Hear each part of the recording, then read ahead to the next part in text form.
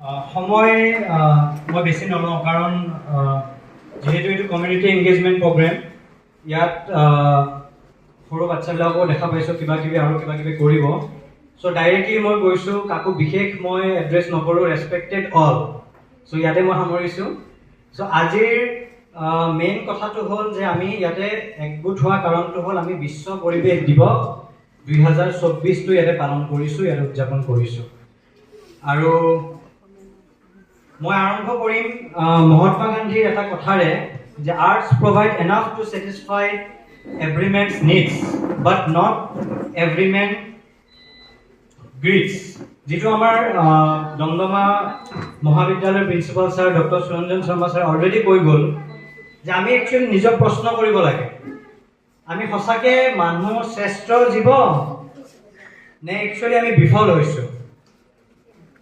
হৈছোঁ কিন্তু আৰু সেইটো কথা মহাত্মা গান্ধী সেই সময়তে কৈ গৈছিল যে আমাৰ যিখন পৃথিৱী আমাৰ যিটো পৰিৱেশ ইয়াতে সকলোখিনি বস্তু ইয়াতে আছে কিন্তু যদি আমি লোভ কৰোঁ লোভীয়া যদি আমি হওঁ ইণ্ডিভিজুৱেল লেভেলতে নহওক বা ছ'চিয়েল লেভেলতে নহওক এটা পুঁজিপতিও যদি লোভ কৰে আৰু এজন সাধাৰণ খেতিয়কেও যদি লাগাতকৈ লোভ কৰে তেনেহ'লে কিন্তু এইটো সাংঘাতিক ধৰণৰ পৰিৱেশৰ ওপৰত এটা ক্ষতিকাৰক বা থ্ৰেট হৈ পেলাই আহিব কিন্তু আমাৰ ওচৰলৈ চ' আজিৰ তাৰিখত যদি এনভাইৰনমেণ্টটো আমি চাবলৈ যাওঁ এইটো এটা কমন প্ৰব্লেম এইটো অকল এনেকুৱা নহয় যে চৰকাৰী অনুষ্ঠানৰে এইটো এটা প্ৰব্লেম হৈ পৰিছে বা চৰকাৰৰে দায়িত্ব ইয়াত সকলো NGO সকলো চৰকাৰ সকলো খেতিয়ক ইনফেক্ট ডাঙৰ ডাঙৰ যিবোৰ পুঁজিপতি আছে তেওঁলোকেও কিন্তু তেওঁলোকৰ কাৰণেও সমস্যা হৈছে চ' মই সেইকাৰণে কৈছোঁ এনভাইৰনমেণ্ট ইকুৱেল টু লাইফ আমি চবেই জানো আৰু এইটোৰ যিটো সম্পৰ্ক এইটো একদম সাংঘাতিক ধৰণৰ ডাইকটমাছ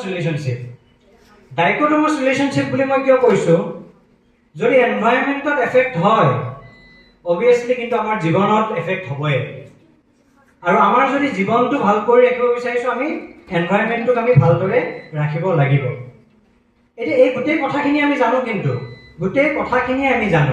আমি আজি লাষ্ট 50 বছৰ বুলি কৈছোঁ মই কিয় কৈছোঁ এইটো কম মই লাষ্ট 50 বছৰৰ পৰা আমি সেইটোৱে শিকি আহিছোঁ যে পৰিৱেশ আমি সংৰক্ষণ কৰিব লাগে আমি প্ৰটেক্ট কৰিব লাগে কিন্তু আমাৰ ৰেছপন্স কি আমি কি ৰেছপন্স দিছোঁ এনভাইৰনমেণ্টক সেইটো বহুত ইম্পৰ্টেণ্ট আমি ডেভেলপমেণ্ট কৰিছোঁ ডেভেলপমেণ্টৰ নামত প্ৰদূষণ কৰিছোঁ খেতি কৰিছোঁ কিন্তু খেতিটো কেমিকেল ইউজ কৰিছোঁ অকল মানে মাটিখনকো এৰা নাই আৰু টেকন'লজিটো আছে আৰু আজিৰ তাৰিখত AI আৰ্টিফিচিয়েল ইণ্টেলিজেঞ্চ আৰু যেতিয়া কাবাক আমি ৰেছপন্ড কৰিম হয়নে নিউটনে যেনেকৈ কৈছে নহয় এটা অপজিট ৰিয়েকশ্যন আহিবই চ' এনভাইৰনমেণ্টটো আমাক ৰিয়েক্ট কৰিলে কিন্তু চ' এনভাইৰনমেণ্টে কেনেকৈ ৰিয়েক্ট কৰিলে এনভাইৰনমেণ্টে কি কৰিলে ডিজিজ দিলে হয়নে ক্লাইমেট চেঞ্জ আনি হৈছে আৰু যিটো অলৰেডি ছাৰে বুজাই থৈ গ'ল সাংঘাতিক ধৰণৰ অজন লেয়াৰ এটা ডিপ্লেশ্যন এটা হৈছে আমাৰ আৰু সেই গোটেই কথাখিনি 1972ত বিশ্বৰ প্ৰায়ভাগ ডাঙৰ ডাঙৰ নেতা যিবোৰ আছে তেওঁলোকে বুজি পাইছিলে আৰু বুজি পাই পেলাই তেওঁলোকে একগোট হৈছিলে এনেকৈ বহি পেলাই ষ্টকহোম কনফাৰেন্স এখন পাতিছিলে তাতে বহি পেলাই তেওঁলোকে এইটো প্লেচ লৈছিলে এইটো প্ৰমিছ কৰিছিলে যে আমি এনভাইৰনমেণ্টটোক মিলি পেলাই যিহেতু এইটো কমন প্ৰব্লেম মই আগতে কৈছোঁ এইটো কমন আৰু এজন ব্যক্তি বা এটা অনুষ্ঠানৰ নহয় এখন দেশৰ নহয় এইটো কমন চ' তেওঁলোকে সেই প্লেচটো ল'লে আৰু 1974 5th জুন প্ৰথম এনভাইৰনমেণ্ট ডে চেলিব্ৰেশ্যন হয় চ' ইয়াতে মোৰ প্ৰশ্নটো এইটোৱে যে আজি 2024ৰ পৰা 1974 50 বছৰ চ' 50 বছৰত কি সলনি হৈছে সলনি একো হোৱা নাই অকল পৰিৱেশ সলনি হৈছে কিন্তু পৰিৱেশৰ ডিগ্ৰেডেশ্যন হৈছে একো সলনি হোৱা নাই এইটো একদম ডাটা ৱাইজ মই ইয়াতে দি আছোঁ একো সলনি হোৱা নাই সলনি যদি হৈছে পৰিৱেশটো বেয়াহে হৈছে চ' এই যিটো এনভাইৰনমেণ্ট দিৱস এইটো বিভিন্ন থিমত প্ৰত্যেক বছৰে এইটো পালন কৰে আৰু প্ৰত্যেক দেশ এখনক এইটো দায়িত্ব দিয়া হয় আৰু এইবাৰৰ যিখন দেশ সেইখন হৈছে চাউদি আৰবিয়া মই ইয়াতে মেপত দেখাইছোঁ ভাৰতবৰ্ষৰ লেফ্ট চাইডে আছে এইখন চ' চাউদি আৰবক সেইটো দিয়া হৈছে দায়িত্ব আৰু তেওঁলোকে এটা কেম্পেইন চলাইছে আৱাৰ লেণ্ড আৱাৰ ফিউচাৰ যদি আমি ছ'চিয়েল নেটৱৰ্কিঙত আছোঁ, আজি যিবিলাক ফটো উঠি গৈছে চবে হেছটেগ ইউজ কৰিলে হ'ল জেনেৰেশ্যন উই আৰ জেনেৰেশ্যন ৰেষ্টৰেশ্যন। মই হেছটেগটো ইয়াতে দেখাই দিছোঁ। চ' সেইটো দি নিজৰ ছ'চিয়েল মিডিয়াত আপলোডো দিব পাৰিব। এতিয়া কথাটো হ'ল থিমটো কি? থিমটো কি? আজি এইবাৰৰ থিমটো কি? এইবাৰৰ থিমটো 3 ধৰণত ভগাইছে। সেইটো হ'ল লেণ্ড ৰেষ্টৰেশ্যন, ডেজাৰ্টিফিকেশ্যন আৰু ড্ৰাউট ৰেজিলিয়েঞ্চ। চ' কি হয় লেণ্ড ৰেষ্টৰেশ্যন? লেণ্ড ৰেষ্টৰেশ্যন মানে হ'ল কি, মই এটা সহজকৈ যাম কাৰণ ষ্টুডেণ্টছ আছে ইয়াতে সৰু সৰু, সিহঁতক বুজি পাব লাগিব আৰু সোনকালে যাম। চ' লেণ্ড ৰেষ্টৰেশ্যন মানে হ'ল কি, যিকোনো এটা ভূমি, যিকোনো এটা মাটি কি হয় বেছি যদি এক্সপ'জাৰ হৈ থাকে, এতিয়া এক্সপ'জাৰটো কোনে কৰিব? আইদাৰ মেন মেড নাইবা নেচাৰেল।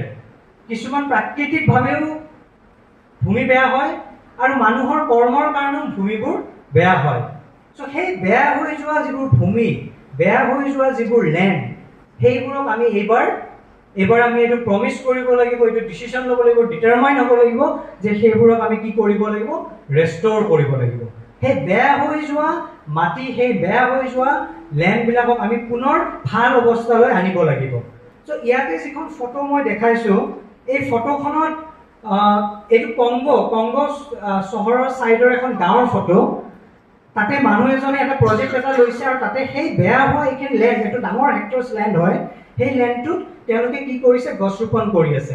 চ' গছ ৰোপণ কৰোঁতে কিন্তু এইটো ফাৰ্টাইল কৰি লোৱা হৈছে, অৰ্গেনিক কেমিকেলছ বা চইলছ ইউজ কৰি পেলাই এইটো ফাৰ্টাইল কৰি লৈছে, লৈ পেলাই এইটো এতিয়া গ্ৰীণ কৰিবলৈ ধৰিছে কাৰণ এইটো নৰ্মেল পজিশ্যন এটাত আনিব। ইয়াৰ বিভিন্ন ধৰণৰ টেকনিক্স আছে, মই পিপিটিখন দি যাম। যদি আমাৰ ইয়াৰে কোনোবা EVS নোডেল অফিচাৰ আছে তেওঁ শ্বেয়াৰ কৰিব পাৰিব ষ্টুডেণ্টছৰ লগত। চ' কেনেকৈ আমি মেইন হ'ল কি গছ ৰোপণ আমি কৰিব লাগিব, আমি তেতিয়াহে লেণ্ড ৰেষ্টৰেশ্যন কৰিব পাৰিম। আৰু বহুত আছে, মই সময় বেছি নলওঁ, সেইটো নেক্সট শ্লাইডখনত যাম। দ্বিতীয় থিমটো হ'ল মানে প্ৰথম থিমটোৰ আণ্ডাৰত দ্বিতীয় ছাব পাৰ্টটো হ'ল ডেজাৰ্টিফিকেশ্যন। চ' ডেজাৰ্টিফিকেশ্যন মানে কি? মৰুভূমি সদৃশ হৈ যাব। এই যদি যিবোৰ মাটি যদি আমি ঠিক নকৰোঁ নহয়, আমি যদি গুৰুত্ব নিদিওঁ বেয়া হৈ যোৱা মাটিবোৰ, য'ত কেতিয়াও আৰু খেতি কৰিব নোৱাৰি, য'ত কেতিয়াও মানুহে একো কৰিব নোৱাৰে, আমি যদি সময়টো মাত্ৰ কামে নাই এৰি দিওঁ আৰু সেনেকৈ যদি এৰি দিওঁ, এটা সময়ত কিন্তু এইটো সাংঘাতিক ধৰণৰ মৰুভূমি সদৃশ হ'ব আৰু সেইটো অলৰেডি হৈছে। চ' সেই হৈছে, আজি যদি এইখন মেপখন চাই আপোনালোকে ইয়াতে দেখা পাব, আজিৰ তাৰিখত এইখিনিহে গ্ৰীণ আমাৰ ৰৈছে, যিখিনি আমি দেখা পাই আছোঁ। These are the only the green persons left. So' বাকী যিখিনি বাকী আছে সেইখিনি অলৰেডি ড্ৰাই লেণ্ড হৈ গৈছে আৰু সাংঘাতিক, নট অনলি ড্ৰাই লেণ্ড, সেই জেগাখিনি এতিয়া নন ফাৰ্টাইল হৈ গৈছে, তাতে কোনো ধৰণৰ ফাৰ্টিলেশ্যন নাই। চ' ৱৰ্ল্ড ৱাইড এটা ডেটা দিব বিচাৰিছিলোঁ, 24% লেণ্ড, প্ৰথম ডেটা এইটো ৱৰ্ল্ড ৱাইড, আমাৰ অলৰেডি ডেজাৰ্টিফিকেশ্যন হৈছে। 100% 24% অলৰেডি ডেজাৰ্টিফিকেশ্যন। আৰু সেই যদি 24% আমি লেণ্ড ধৰোঁ, আমি কিমান লেণ্ড হেৰাইছোঁ জানেনে? মাটি কৰাৰ কাৰণে বা খেতি কৰাৰ কাৰণে 12 মিলিয়ন হেক্টৰছ। জাষ্ট ভাবক, অল অভাৰ ৱৰ্ল্ডত মিলি পেলাই আমি কিমান মাটি হেৰাইছোঁ? 12 মিলিয়ন হেক্টৰছ। ইয়াতে মানুহে একলেচা মাটি এৰি নিদিয়ে ঘৰ বনোৱাৰ কাৰণে, আৰু ইফালে আমাৰ কিমান যাই আছে? 12 মিলিয়ন হেক্টৰছ। কিমান মানুহ এফেক্ট হৈছে? 2 বিলিয়ন। 2 বিলিয়ন মানুহ entirely affected, all over world. Entirely affected মানে কি? সিহঁতে আছিলে, সেই মাটিটো ব্যৱহাৰ কৰিছিলে, আইদাৰ সিহঁতৰ এতিয়া ডিছপ্লেচমেণ্ট হ'ব, বেলেগ জেগাত সিহঁত যাব লাগিব, আৰু নাইবা সিহঁতে বহুতে একিউট হাংগাৰত মৰি গৈছে। চ' ভাৰতবৰ্ষতো একেই কণ্ডিশ্যন। ভাৰতবৰ্ষত কিমান গৈছে চাব, সাংঘাতিক ধৰণৰ ডেটা এইটো, 2016ৰ ডেটা, এইটোতো এতিয়া আৰু বাঢ়িব। 29.32% আমাৰ গৈছে ভাৰতবৰ্ষত। জানে ঠিক লছ কৰিছোঁ 96.4 মিলিয়ন হেক্টৰ, আৰু সাংঘাতিক ধৰণে মেজৰ লছ গুজৰাটৰ দৰে। এতিয়া 3 নম্বৰ লাষ্ট পইণ্ট, ড্ৰাউট ৰেজিলিয়েন্স। চ' কি হয়, মৰুভূমি পানী নাই, আৰু পানী আশা কৰি লাগিব, বস্তুটো কমপ্লিটলি ইণ্টাৰলিংক। প্ৰথম হ'ব কি, আপোনাৰ মাটিটো বেয়া হ'ল আৰু আমি ইগনোৰ কৰিবলৈ ধৰিলোঁ, নালাগে এইটো মাটি খেতি কৰিব নোৱাৰি, বাদ দিয়ক, এইটো মাটি বাদ দিয়ক, কৰি থাকক, দেখা যাব পাছত কি হয়। চ' সেইটো চাই যে কি হ'ল, মৰুভূমি হ'ল, আৰু সেই মৰুভূমি সদৃশ হোৱাৰ লগে লগে তাতে কিন্তু পানীৰ অসুবিধা হ'বলৈ আৰম্ভ হ'ল, ইনফেক্ট ন' ৱাটাৰ। সো এতিয়া আমি কি কৰিব লাগিব, আমি এনেকুৱা ষ্ট্ৰেটেজিজ ল'ব লাগিব য'ত আমি এই জেনেৰেশ্যনটো মানে 2024 আজি যদি আমি এই ৰুমটোৰ ভিতৰত যিকেইজন মানুহ যাই আছো আৰু আমাৰ পৃথিৱীত যিখিনি মানুহ আছে তেওঁলোকে এইটো পানী কিন্তু ঘূৰাব লাগিব, নহ'লে কি হ'ব চব আগৰ ডাটাটো 9.4 মিলিয়ন হেক্টৰ চব লেণ্ড আছে কিন্তু সেইটো আগবাঢ়িছে ষ্টেট অহাৰ পৰা আমাৰ ষ্টেট আমিনগাঁৱলৈ আহিছে। চ' সেনেকে চব জেগাত গুজৰাট ৰাজস্থান দিল্লীত ৰিয়েল ষ্টেট গুচি গৈছে। তেওঁলোকে দৰকাৰ নাই, তেওঁলোকৰ খেতিৰ দৰকাৰ নাই, তেওঁলোকক অকল লাগে কি মাটি। চ' মোৰ প্ৰশ্নটো হ'ল ইজ ইট ৰিভাৰ্চিবল, আমি এতিয়া ঘূৰাই আনিব পাৰিম নে নাই সেই পৰিৱেশটো? পাৰিম, নোৱাৰাও নহয় কিন্তু এইটো সঁচা ইমান নোৱাৰো। পাৰিলো হয় যদি 1974 যেতিয়া সিদ্ধান্তটো লৈছিলে, যেতিয়া ডাঙৰ ডাঙৰ মহৎ লোকসকলে আলোচনা কৰিছিলে, তাৰপিছত যদি প্ৰেক্টিকেল ফিল্ডত কাম হ'ল হয়। ঘটনাটো কি হৈছে 1974 পাছত বিভিন্ন ধৰণৰ মিলেনিয়াম ডেভেলপমেণ্ট গ'ল, সাষ্টেইনেবল ডেভেলপমেণ্ট গ'ল, 15 নম্বৰ গ'লতো এইটো দিয়া হৈছে, কিন্তু that is only on papers. Practical ফিল্ডত বহুত কম। এদিনৰ কাৰণে আহে, ফটো উঠাব, GPS ট্ৰেক কৰি পেলাই ৱেবছাইটত আপলোড দিব লাগিব, কাৰণ নেকে চাব। এইটো ৰিয়েলিটি, আমি বেয়া পাই লাভ নাই, এইটো ময়ো কৰি আছোঁ। চ' এতিয়া কথাটো হয় সেইটো দৃষ্টিভংগীৰ পৰা চাগে আমি অলপ ওলাব লাগিব, আৰু ওলাই পেলাই আমি কাৰ দৰে কাম কৰিব লাগিব, আফ্ৰিকা আৰু চাইনাৰ দৰে। আফ্ৰিকাই কি কৰিছে চাওক, ৰাইট চাইডৰ ওপৰৰ যিটো আফ্ৰিকাটো এণ্টায়াৰলি ড্ৰাই হৈ গৈছে। এটা প্ৰজেক্ট আছে গ্ৰেট গ্ৰীণ ৱাল ইনিচিয়েটিভ, এইটো 2007 পৰা চলি আহিছে। এইটো কি কৈছে, উৎপাদন কৰিব নোৱাৰে, গোটেই এই ফৰেষ্টন কৰিছে, মানে গছ চব কৰিছে, ৰিয়েল ষ্টেটত তেওঁলোকে যাব দিয়া নাই। ধৰিব পাৰিছেনে চবে? সেইটো ধৰণৰ ঘটনাটো হৈছে, আফ্ৰিকাই সেইটো কৰিছে। আৰু সেইটো কৰাৰ লগে লগে চুডান, নাইজেৰিয়া, এনেকুৱা ধৰণৰ মালি, এনেকুৱা ধৰণৰ সৰু সৰু সৰু সৰু দেশ আজিৰ তাৰিখত কিন্তু ভাৰতবৰ্ষতকৈও গ্ৰীণ। এইটো এটা ইনিচিয়েটিভ আমাৰ ভাৰতবৰ্ষ ল'ব পাৰে, এটা প্ৰপ'জেল হয়। নেক্সট হ'ল আমি এক্সাম্পল ল'ব পাৰোঁ চাইনাৰ। এইটো ৱৰ্ল্ড বেংক ফাণ্ডেড এটা প্ৰজেক্ট হয়, আৰু সেই চাইনাৰ সেই প্ৰজেক্টটোৰ মতে চাইনাই কি কৰিছে চাব, চাইনাই কিন্তু সাংঘাতিক ধৰণৰ আগুৱাই থাকে। চাইনাই কি কৰিছে, এই যে ৰাইট চাইডৰ তলৰখন সেইটো এণ্টায়াৰলি হয় ড্ৰাইলেণ্ড, ড্ৰাই হিল হৈ গৈছে সেইখন তাতে খেতি চেতি কৰিব নোৱাৰি। সিহঁতে কি কৰিছে, শ্লোপ কৰি টেৰেছ বনাই দিছে তাতে, আৰু সেই টেৰেছত কি কৰিছে, সিহঁতে ফাৰ্টিলাইজ কৰি লেণ্ডটোক ভাল কৰিছে। চ' এইটো কি হ'ল, দুটা হ'ল, টুৰিজিম হ'ল, টুৰিজিমত সিহঁতৰ সহায় হ'ল, মানুহে এইটো চাব যায়। আপোনালোকক কেতিয়াবা যদি চাইনা যায় আপোনালোকে চাব পাৰিব সেইটো। তো তাতে যাই পেলাই চালে হ'ল, ফটো উঠিলে হ'ল, দেখা পাব যে সেই টেৰেছত গ্ৰীণ কৰি দিছে, আৰু তাতে মানে সেই টেৰেছৰ ওপৰত প্লেটটোৰ ওপৰত। আৰু আজিৰ তাৰিখত কিমান হেক্টৰ লেণ্ড আছে, 72,346 হেক্টৰ অফ লেণ্ড কিন্তু কাল্টিভেশ্যন হৈছে সেই ড্ৰাইলেণ্ডৰ ওপৰত। আৰু আজিৰ তাৰিখত 1994 2005 ভিতৰত 2005 ডাটা যি প্ৰফিট আহে তল হোৱা খেতিতকৈ ওপৰত হোৱা খেতিটোৰ প্ৰফিট বেছি। চ' চাইনাৰ দৰে প্ৰপ'জেল, চাইনাৰ দৰে চিন্তা আমিও কৰিব লাগিব। চ' এতিয়া ভাৰতবৰ্ষৰ কাৰণে কি কি চেলেঞ্জেছ অলৰেডি কোনো মই চাগে ডক্টৰ প্ৰণীতা বাইদেউ কৈছিলে চাগে, এইটো এচিৰ কথা এটা আনিছিলে। চ' এইটো বিজ্ঞাপন জুন 1 পেজ নম্বৰ 6 আছাম ট্ৰিবিউনত। কোম্পানীটোৰ নাম হ'ল গ্ৰেট ইষ্টাৰ্ণ ট্ৰেডিং কৰ্পৰেশ্যন।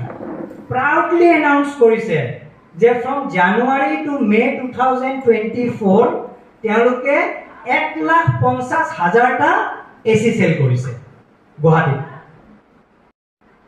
1,50,000।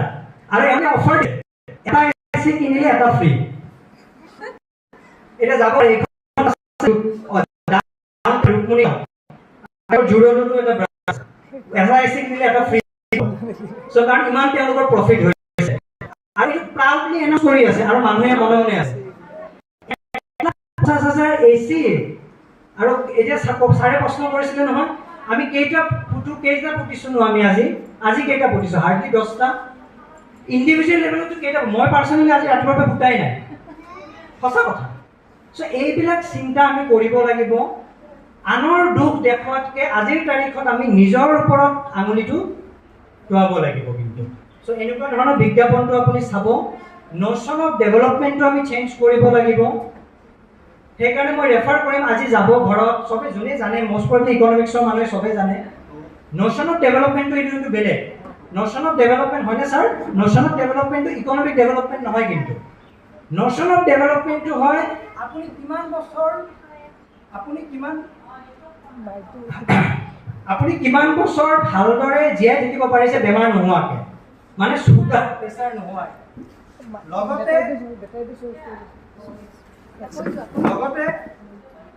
লগতে আপুনি আপোনাৰ পাৰ কেপিটা ইনকাম কিছু সেনেকুৱা ধৰণৰ টেকনিকেল কথা কিছুমান আছে আৰু সেই টেকনিকেল কথা HDI-টো আহি পৰে হিউমেন ভাৰতবৰ্ষই কিয় নোৱাৰে মই কিয় কৈছিলোঁ যে আমাৰ কাৰণে এইটো কিয় কঠিন কাৰণ হ'ল আমাৰ কি লাগে আমাক আৰ্বেনাইজেশ্যন ধৰণৰ আৰ্বেনাইজেশ্যন লাগে ভালো লাগে কিন্তু এতিয়া জালুকবাৰীৰ পৰা খানাপা পাওঁতে 15 মিনিট লাগে আৰু সাংঘাতিক ধৰণৰ কমফৰ্ট গাড়ী চলাব পাৰি সাংঘাতিক ধৰণৰ কিন্তু গাড়ীখন চলাব আমি পাৰোঁ মই নিজে দিল্লী মুম্বাই সেইকাৰণে আমি গম পাইছোঁ অৱস্থা কি হৈছে লগত আমি কৈ আছোঁ কি আমি গ্ৰীণ ৰেভলিউশ্যন কৰিছিলোঁ 1965ত ভাৰতবৰ্ষত সো গ্ৰীণ ৰেভলিউশ্যনটো কৰিছোঁ হয় কিন্তু গ্ৰীণ ৰেভলিউশ্যনটোৰ লগত আমি কি কৰিলোঁ জানেনে সোনকালে আমাক ৰিজাল্ট লাগে উই ৱান্ট ফাষ্টাৰ ৰিজাল্ট সো আমি কি কৰিলোঁ ফৰ ফাষ্টাৰ ৰিজাল্ট আমি পেষ্টিচাইডছ ইউজ কৰিলোঁ উই ইউজ পেষ্টিচাইডছ কেমিকেলছ আৰু সেইটো কৰি পেলাই আমি কি কৰিলোঁ আমাৰ প্ৰডাকশ্যনটো বঢ়াব লাগে চাব দেই আমি সলিউশ্যন আনো কিন্তু ইনষ্টেণ্ট সলিউশ্যন লাগিব ভাৰতবৰ্ষৰ মাইণ্ডছেট পলিচি আৰু গভৰ্নেন্স ইছ্যু কি হয় লাষ্ট 3 বছৰ আগতে এখন বিল আহিছিলে অসমতে যে অসমৰ চৰকাৰে প্লাষ্টিক বেন কৰিব ক'ত গ'ল বিলখন ৱেৰ ইজ দ্য বিল কোনো প্লাষ্টিক বেন নহয় ইকনমিক প্ৰায়ৰিটিজ আমি দি আছোঁ আমি মাইনিং কৰি আছোঁ আৰু এৱাৰনেছ আৰু এডুকেশ্যন নাই অকল 5 তাৰিখৰ দিনা এৱাৰনেছ এণ্ড এডুকেশ্যন তাৰ বাদে এৱাৰনেছ এণ্ড এডুকেশ্যন নাই ক্লাইমেট চেঞ্জ হৈ আছে দেখা পালোঁ ৰিচেণ্টলি উৰিষ্যাৰ কথা নকওঁ মই এটা শুনাব পাহৰি গ'লোঁ দৌৰাদৌৰিত কালি ৰাতি ৰেমেলে আমাক অলৰেডি কি কৰিছে দেখা পালোঁ চ' আৰু ৱেষ্ট মেনেজমেণ্ট ইছ্যু ইয়াৰ বেলেগ উদাহৰণ দিব নালাগে আপুনি আদাবাৰীত গ'লে হ'ল বৰিপাৰা দি এবাৰ খোজকাঢ়িলে হ'ল কেনেকৈ ধৰণৰ ছলিড ৱেষ্ট তাতে আনি মানুহে ৰাতি মানে বাহিৰত পেলাই থয় আৰু সেইটোৰ কাৰণে আমি সাংঘাতিক ধৰণৰ এক্সপাৰ্ট চ' এনেকুৱা ধৰণৰ আছে অলৰেডি প্ৰণিতাই কৈ গৈছিলে যে ৱাটাৰ পানী নাই ঠাণ্ডা পানী কিনিব হৈছে বায়'ডাইভাৰ্চিটি আমাৰ আছে মেক ইণ্ডিয়া নৰ্থ প্ৰজেক্ট হয় চ' এইবিলাকে কিন্তু আনিছোঁ ঠিকে কিন্তু লগত প্ৰজেক্টটোৰ কি এনভাইৰনমেণ্টটো আমাৰ নষ্ট কৰিছে কোলৰ ওপৰত এতিয়াও আমি নিৰ্ভৰশীল হৈ আছোঁ যদিও আমি দেখিছোঁ ইলেক্ট্ৰিক বাছ আৰু কিবা কিবি দেখি আছোঁ কিন্তু কোল এনাৰ্জিৰ ওপৰত আমি এতিয়াও নিৰ্ভৰশীল এতিয়া কথাটো হয় যে আমি কি নোৱাৰিম নেকি আমি পাৰিম কিন্তু প্ৰব্লেমটো কি জানে 2018 চনৰ অক্সফাম ৰিপৰ্টখন চালে হৈ গ'ল 2018 চনত এখন ৰিপৰ্ট পাব্লিছ হৈছিলে আৰু তাতে কৈছিলে যে 60% কাণ্ট্ৰিজ ৱেল্থ মাত্ৰ 5% মানুহৰ হাতত আছে আমাৰ মানে 5% of population holds 60% of countries wealth 5% হাতত যদি 60% আছে চ' মেক্সিমাম কনজাম্পশ্যন কোনে তেওঁলোকে ইষ্ট কোম্পানীৰ 1.5 লাখত আমি তেওঁলোক লগাই কিন্তু আমি কৰোঁ মেক্সিমাম এচি কোনে লগাব এই 5%হে আৰু এই 5%ক যদি আমি টেক্স কৰোঁ গভৰ্ণমেণ্ট টেক্স লগাব ইণ্ডিয়ান গভৰ্ণমেণ্ট 2% টেক্স যদি লগায় কিমান ৰেভিনিউ কৰিব পাৰিব জানো ভাবিব নোৱাৰা 40,423 crore আৰু সেই ৰেভিনিউটো যদি ওলায় মই ভাবোঁ মিড ডে মিল দিয়া দৰকাৰে নাই সাংঘাতিক ধৰণৰ একাউণ্টৰ ডিবিটি কৰিব ডাইৰেক্ট বেনিফিট ট্ৰেন্সফাৰ কৰিব মানুহৰ সাংঘাতিক ধৰণে মানুহে এটলিষ্ট দুসাঁজ আৰামত খাব পাৰিব 2%কে যদি আমি টেক্স লগাম তেওঁলোকৰ পৰা। কিন্তু আমি নুবুজো, আমি কেতিয়া বুজিম? এই প্ৰভাৱটো চাই ল'লে হৈ গ'ল। যেতিয়া আমি লাষ্ট গছডাল কাটি দিম, লাষ্ট উশাহ অলপ থাকিব, মাছ নাই, গোটেই প্ৰয়োজন হৈ গৈছে, খাবলৈ একো নাই, সেইদিনাখন কিন্তু ৰিয়েলাইজ কৰিম দেই, সেইদিনাখন কিন্তু 5%ক আমি ধৰিম, তোমালোকে নষ্ট কৰিছা। আৰে তোমালোকে নষ্ট কৰিলে কি হ'ব? 5%ৰ ৰিপৰ্ট 2018তে পাব্লিছ হৈছে। 18ৰ পৰা আজিলৈ আমি কি কৰিছোঁ? কি কৰিছে আমাৰ ইকনমিষ্টবোৰে? কি কৰিছে আমাৰ পলিটিকেল চাইণ্টিষ্টবোৰে?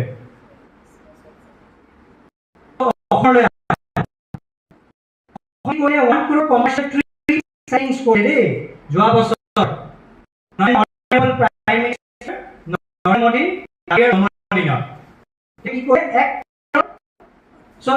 মই জাষ্ট এটা মানুহ আছে আমাৰ ইয়াতে প্ৰজেক্ট এটা ল'ব দিম, 1 crore চেম্পলিং ফলো আপ কৰক, কিমান দিয়াই আছে, জাষ্ট ফলো আপ কৰিলে হ'ল। সাংঘাতিক ধৰণৰ ৰিচাৰ্চ প্ৰজেক্ট হ'ব এইটো। লগতে মই আমি যাদৱ পায়েঙৰ কথা চবেই জানো, সেইকাৰণে মই নানিলোঁ ইয়াতে। এজন ব্যক্তিৰ কথা মই মেনশ্যন কৰিব বিচাৰিছোঁ, কৌশিক গুহা। সাধাৰণ মানুহ, স্পৰ্টছ পাৰ্চন হয়। যদি লগ ধৰিব বিচাৰে আদাবাৰী তিনিআলি পাৰ্কত আহি গ'লে হ'ল, ৰাতিপুৱা তেওঁ সদায় দৌৰি থাকে। তেওঁ কি কৰে, সদায় যেতিয়া সময় পায় বন্ধ দিনত, ডেইলি ছানডে, চাইকেলখন ল'ব নিজৰ, চাইকেলখন লৈ পেলাই তেওঁলোকে গুৱাহাটীত আৰু চবতে যাই গছ পুলি ৰুই থাকে। নিজৰ পইচা ইনকাম এটা ফাণ্ড এটা কৰি লৈছে, ফাণ্ডিং নাই, নিজৰ পইচা থাকে। দৰমহা গৈছে ইণ্টাৰনেশ্যনেল বিচাৰে, উপংশৰো বিচাৰে, হি উইল কাম। চ' আমি কৰিব পাৰোঁ চলিউশ্যন বহুত আৰ্টিকল 51 অফ দি কনষ্টিটিউশ্যন, চবে সংবিধানৰ 51 ধাৰাটো ফাণ্ডামেণ্টেল ডিউটি হয় আমাৰ। দায়িত্ব অধিকাৰৰ কথা আমি চবেই জানো, দায়িত্বৰ কথা শিকিব সময় হৈ গৈছে। এইটো যিটো ইনিচিয়েটিভ, কমিউনিটি এংগেজমেণ্ট প্ৰগ্ৰেম, পঞ্চতীৰ্থ কলা কেন্দ্ৰ, দমদমা কলেজ, চেণ্ট্ৰেল লাইব্ৰেৰী, পূব বংশৰ college, doctor Bhupen Hazarika, Bharat Ratna doctor Bhupen Hazarika library, পূব বংশৰ কলেজ, এওঁলোকৰ দৰে আমি ইনিচিয়েটিভ ল'ব লাগিব। ৰোল অফ একাডেমিয়া, একাডেমিক্সৰ মানুহে কি কৰিব পাৰে? তেওঁলোকেতো ওলাই যোৱাত অলপ দিগদাৰ হ'ব। জেনেৰেলি একাডেমিক্সৰ মানুহ এচিড পঢ়া অভ্যাস, এচিড পঢ়ি বহি আমি ৰিচাৰ্চ পেপাৰ লিখোঁ। চ' আমি কি কৰিম? আমি এচিডে পঢ়িম, আমি ইভেলুৱেট কৰি দিয়া আৰু এই প্ৰজেক্টবোৰ আমি লওঁ। আমি বস্তু বিচাৰিছোঁ, বিশেষকৈ ৰেৰাৰ বুলি এটা বস্তু আছে, ষ্টেট ৰেগুলেটৰী জানিব। ৰেৰাই এটা ডকুমেণ্টছ আছে, যিটো ডকুমেণ্ট ফলো কৰিব লাগে, ৰেৰা এটা সেইটো এটা আমি ল'ব পাৰোঁ একাডেমিক্সত। ৰেৰাই একজেক্টলি ফলো কৰিছে নাই? ৰেৰাই কৈ আছে কি জানে, ৰেৰাৰ ডকুমেণ্টটো বৰ জমনি। মই আৰু 2 মিনিট লৈছোঁ, 2 মিনিট লৈছোঁ। ৰেৰাৰ ডকুমেণ্টটো খুব জমনি। ৰেৰাৰ চলিউশ্যন কি জানে? এনভাইৰমেণ্টেল প্ৰটেকশ্যনত। যি নতুন ফ্লেট বনাবা তাতে 4ডাল গছ পুলি ৰুলে হ'ল, মাত্ৰ অলপ জেগা। কাৰণ তেওঁলোকেও জানে যে কংক্ৰিটটো কৰিবহে, চ' অলপ জেগা ওলাই 4ডাল ৰুলে হৈ গ'ল। চ' ৰেৰাক আমি ক্ৰিটিকেল এনালাইচিছ এটা কৰিব পাৰোঁ। এই যে গ্ৰীণ প্লেচবোৰ আমি লওঁ, আজি মই অলপ আগতে যোৱাকালি দমদমা কলেজৰ ৱেবছাইটটো চাব গ'লোঁ, গ্ৰীণ অডিট আছে নেকি? চ' পালোঁ, মই গ্ৰীণ অডিট পাইছোঁ আৰু সাংঘাতিক ধৰণৰ IPSC ফালৰ পৰা গ্ৰীণ প্লেচ পাইছোঁ। চ' এই গ্ৰীণ প্লেচ কলেজৰ আছে কিন্তু। চ' এই গ্ৰীণ প্লেচবোৰ ফলো আপ হৈছে নে নাই? নে only we have itself into domain of aggregation, negative খবৰনে আমি জাষ্ট থৈ দিছোঁ। সেইটো চাব, এইটো ক্লাছ বনোৱা হৈছে। অলপ আগতে মই গম পালোঁ চাব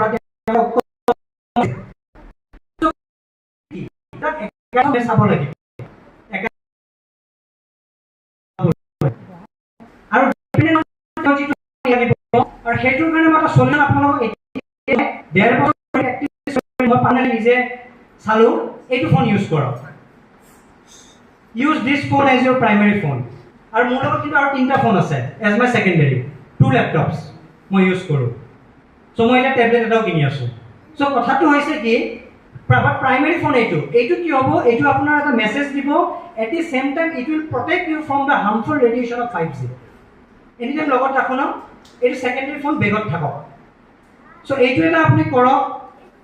আৰু where there is a will, there is a way. মই কিয় কৈছোঁ, মই যিখন অনুষ্ঠানৰ পৰা আহিছোঁ সেইখন এখন সৰু অনুষ্ঠান, it's a very small institution ma'am. and it is a non-provincialized institution. So এতিয়ালৈ এখন চৰকাৰী হোৱা নাই। So সেইখন অনুষ্ঠানৰ কিন্তু আমাৰ ফাণ্ড নাই। We don't have fund. আমি ফাণ্ড নাপাওঁ। NSSৰ ফালৰ পৰা অলপ পইচা পাওঁ, কিন্তু আমি কি কি কৰিছোঁ আপোনালোকক জাষ্ট এবাৰ ক'ব বিচাৰিছোঁ। 2022 চনত student welfare doctor Ranjan Kakati ছাৰৰ আমাৰ কলেজত আমি সাংঘাতিক ধৰণৰ বিজ্ঞাপন কৰিছোঁ।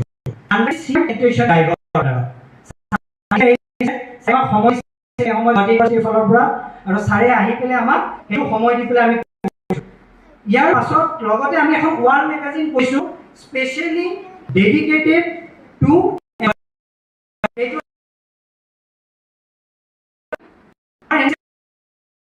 ভিলেজত যাওঁ। এডপ্টেড ভিলেজৰ পৰা আমি কিমান প্লাষ্টিক উঠাইছোঁ জানে? 39.5 কেজি প্লাষ্টিক। আমিও গৈছোঁ লগত, যাই পেলাই আমি একেলগে প্লাষ্টিকবিলাক উঠাওঁ। লগতে আমি ক্লিনলিনেছ ড্ৰাইভ ৰাখিয়ে থাকোঁ। চ' এইবিলাক কাম আমি কৰিছোঁ, আমিও কলাবৰেশ্যন কৰিছোঁ। আমাৰ হৰি গায়ত্ৰী দাস কলেজে কলাবৰেশ্যন কৰিছে SP দেউৰা আৰু দিছপুৰ কলেজৰ লগত, আৰু গুৱাহাটী ইউনিভাৰ্চিটিৰ লগত আমাৰ কলাবৰেশ্যন আছে। কথাটো হ'ল আমি সৰু অনুষ্ঠান আমাৰ লগত অলপ কলাবৰেট কৰিব মানে মানুহবিলাকে টান পায়। চ' কিন্তু আমি আগবাঢ়ি আহোঁ। Where there is a way, there is a where there is a will, there is a way. চ' মই ইয়াৰ পৰা ক'ব বিচাৰিছোঁ, if Aryan International School also want to collaborate with us, we are most welcome. লগতে পূব বংশৰ মহাবিদ্যালয়কো ক'ব বিচাৰিছোঁ, দমদমা কলেজকো ক'ব বিচাৰিছোঁ, আৰু আমি যদি এটা সাংঘাতিক ধৰণৰ থিংক টেংক এটা ৰেডি কৰিব পাৰোঁ, কলাবৰেট কৰি এটা চেট কৰিব পাৰোঁ, উই কেন এক্সাম্পল গুৱাহাটী যে অসম এণ্টায়াৰ ইণ্ডিয়াত যে এই কলেজখন এই ইনষ্টিটিউচনখনে নিজৰ লেভেলত এইখিনি কৰি আছে। যোনে বিক্ষণ কৰে তেওঁ বিক্ষণ কৰক, যোনে কৰে কৰক, যোনে গান গায় যোনে তেওঁ হ'ব লাগে। এইটো অকল এছৰ লগত চেল বনাই নোট অফিচাৰ বনাই কৰিব লাগিব। আমি কৰিব লাগিব ক'ব বিচাৰিছোঁ তেতিয়াহে প্ৰটেক্ট কৰিব পাৰিম, যেতিয়া আমি ট্ৰেক কৰিব পাৰিম। আমি ট্ৰেক কৰিবৰ কাৰণে আমি প্ৰথমতে কানেক্ট কৰিব লাগিব মানুহজনৰ লগত। ঠিক তেনেকৈ পৰিৱেশৰ লগতে যদি আমি প্ৰটেক্ট কৰিব বিচাৰোঁ আমি কানেক্ট কৰিব পাৰিম। ডাঙৰ ডাঙৰ কাম কৰিব নালাগে, সৰু সৰু কাম ৰিপিট কৰক। Our land our future, we are generation restoration. Thank you very much.